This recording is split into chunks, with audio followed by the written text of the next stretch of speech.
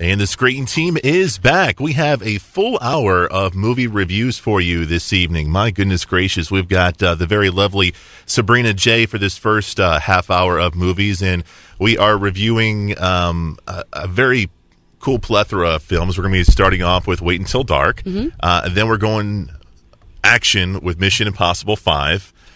And then we're going to do one of your favorite movies you've been wanting to see forever since you read the book, and it's Pride and Prejudice. And zombies. Zombies. The only way to do Pride and Prejudice. And then Michael Hibbler is going to be joining us next half hour. We're going to be doing Labyrinth with the late David Bowie. We're also going to be doing Napoleon Dynamite and finishing up with a fun one called Kindergarten Cop. So that's what we got for this full hour edition of the Screen Team. And Sabrina, we have a special guest for this first edition. Who do we have? We have my good friend Tim Thompson. Hello. Tim, good to see you and good to have you part of the Screen Team, my friend. Thank you. I'm honored. Oh, we are honored to have you here. Trust me. It's always nice when I get to bring in a theater buddy. Theater guy. Yes. Tim and I go way back to college days, and we've had many ups and downs in life that are similar, and we're just buddies. She was 3. Yeah, Yeah. It's good. Life is good. I had the opportunity to be on stage for him, and in what movie we reviewed? Drink Your Juice, Shelby. Yes, Drink Your Juice, Shelby, which was Steel Magnolias. And Tim was the person that got me back on stage after like 20 years. I'm still trying to get her back on stage. So. I know, but being a mommy is really, really a priority. It takes and precedent. It doesn't make the desire to be on stage any less, though, I assure you. And we're getting ready to actually talk about a movie that is based on a play that you are actually directing. True. That I wanted to be in so badly. I wanted you in too. Wait Until Dark is still a relevant piece of theater and a relevant movie. I mean, I think it's still. It was considered one of the scariest, most suspense thrillers of the time period in 1967, so it's still there. It's intense because it's one of those stories that is realistic. It could happen. Yeah, it could. Yeah. What's the basic plot of the story? We have Audrey Hepburn's character who is blind, correct? Correct. And is she by herself, or does she have a boyfriend or a husband? What's her story? Go ahead, Tim. Well, she has a husband, Sam, who is a photographer, and because she comes into her blindness later in life, he wants to make her independent. So he's a little tough on her. He tries to force her to fend for herself because he doesn't want.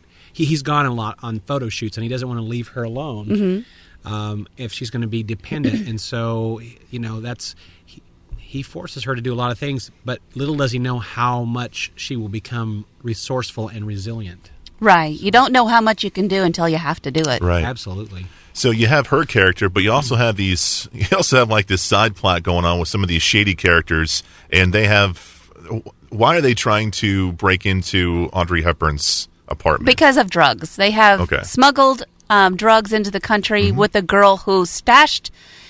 It was put into a doll, and they stashed it in this doll. And she, knowing that I believe at the airport, she was about to get caught, or not by the police, but by other drug traffickers, stashed it with an unknown person, and then intended to just go find it later. Well, now people are trying to find it later, and the photographer is the one that got the stash and brought it home and tucked it away, and now they're not really sure where it even went. He fell for this little Will you hold my story. bag? Yeah, will you hold my bag? And I think, yeah. That's why, folks, they ask you at the airport, did you pack your own bag? So, he brings unwittingly this doll home, and it's there in the apartment, and they followed him, and they want to get it back. Well, then they lure him out, and Susie, they think they can get over on, but, she's a resourceful woman. Plus, she has a little bratty girl that lives in the building. I forgot about that. Kind of helps her with her plan when she figures it all out. Right. A bratty little girl who ends up coming to help save the day, but you're just constantly trying to figure out how did it get so bad that it ends up having to be so amazingly reconciled. So, do we like this film, Sabrina? Are you a fan of this film? Well, I love the movie. I love it because it first got my attention actually in one of our Halloween shows where I said one of the scariest scenes of all time for the time period was a scene from Wait Until Dark, and it's actually set where the culprit, the super duper bad guy that does all the dirty work for the bad guys, dives across the stage in a dark scene with a knife to try and grab her, and she lunges, she like just narrowly misses this attack, and everyone can relate to not knowing the things you need to be afraid of that are right next to you. Yeah. It's sort of like you don't know you're being watched, but everybody else does. And somebody's eyes are watching. Exactly.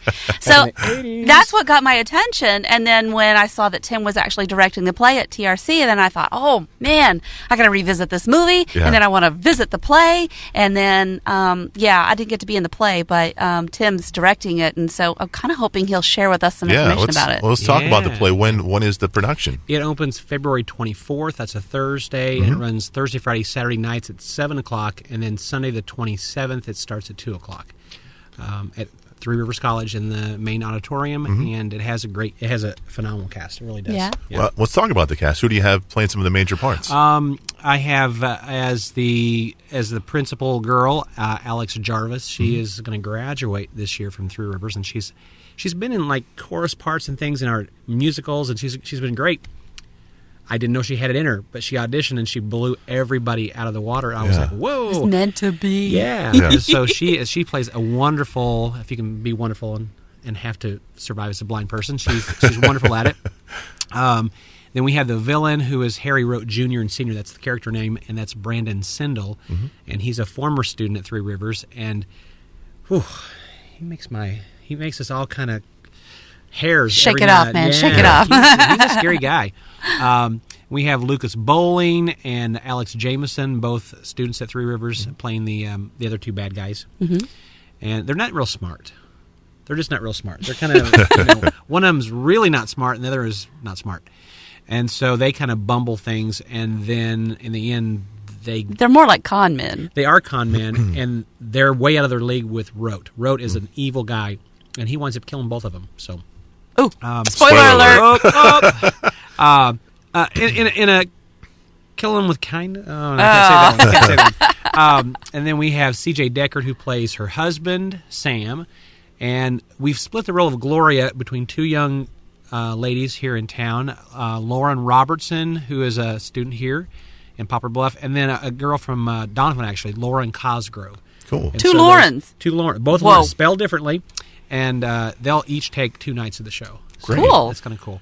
And then we have Carson Priddle and Karamina Adams also round out the cast as police officers 1 and 2. Hey. So. Let's talk about the production, because in the movie, most of the events take place in Audrey Hepburn's apartment, but there are a few scenes that are outside. Is the play production similar to that, or is it mainly in the apartment? Exactly. The play was, they really modified the movie, very little.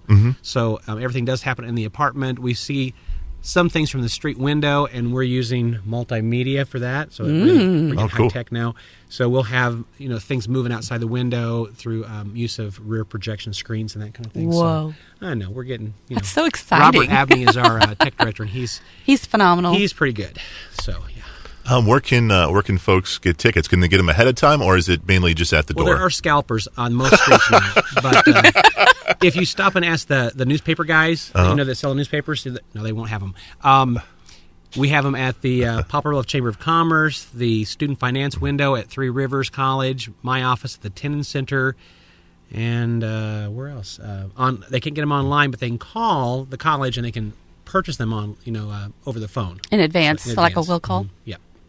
So whatever you do, don't wait till dark. Don't wait till it's dark. Sundown, you better take it. Side note, I wanted to know, we didn't get a chance to see you, but I think about a month ago, you played in a Tuesdays with Maury. How did that go? Yeah, it seems like it went well. Yeah. It was, pretty well attended, and Mike Malone, who acted opposite me, was just a great guy. He is a great guy. He's a great actor. So are you, though. Yeah, but I can imagine just the combination, and I feel bad that I didn't get to see it. But you are not only a great director; you're a great actor. She's been a long time since she saw me. Honestly. But no, it was a lot of fun. It was a pretty emotional show for us. We both, were exhausted when it was done. So it's one of those shows carrying the weight of an entire 2-hour production. I had like 33 monologues in that. Oh my goodness! It was like, and they all kind of sounded the same. Well, you gotta realize that as an actor, you got a muscle that's got to be worked, and it's called your memory. Yeah. And it goes for pretty much anybody in the entire world. If you don't use your memory muscles, you will lose them. That's right. And I hadn't been on stage for like 10 years. It's a hard process. Yes. So can I ask you, what do you like? What do you prefer doing more, acting or directing? Oh man, that's a hard thing to ask. I really like the directing part because it feels like it's like you're having a baby. You carry that baby for a while, and then you have the baby, and you're proud of it and all that good stuff. But I really like the acting too. So cool. And I think if you can't act, you can't really direct either because you don't understand the motivational processes and you don't know how to really steer people. So I think that it's good. It was humbling for me to get back up there and go, I'm not memorized yet, but I scream at people, get your lines. So yeah. It was humbling. Drink your juice, Shelby. Drink your juice. Exactly. Well, very cool. So the opening night of Wait Until Dark is February 24th, correct? Correct. All right. Go out and see it. And it's at the Tinnen Center? Correct. All right. We'll be out there. Right, oh, Sabrina? yes, absolutely. Very cool. This one I'm not missing. Oh, that'll make me nervous. Tim, good, I won't tell you when I'm coming. Thank you so much for coming in. Thank you. We appreciate it. Sabrina, you're going to stick around and do some Mission Impossible? Yeah. It's coming your way next right here on Today's Talk, KWOC.